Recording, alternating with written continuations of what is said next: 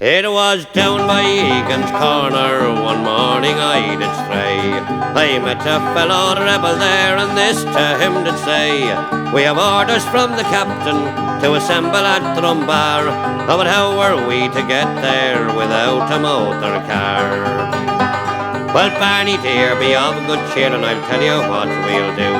The specials, they are plentiful, and the IRA are few. We'll wire on to Stonehorler, and before we'll get that far, we'll give the boys a bloody good ride in Johnson's motor car. When Dr. Johnson got the news, he soon put on his shoes. He said, "This is an urgent case, and there is no time to lose." He then put on his castor hat, and upon his breast a star. You could hear the din going through Glenfin of Johnson's motor car. Well, when he got to the Reeling Bridge, the rebels he saw there, he knew the game was up with him, for at him they did stare.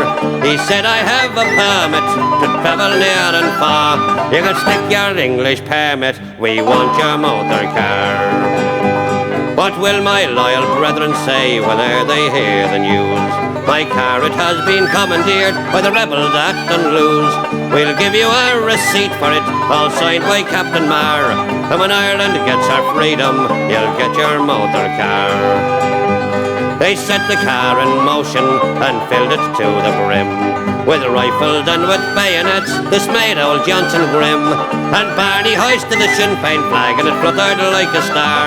And they gave 3 cheers for the IRA and Johnson's motor car.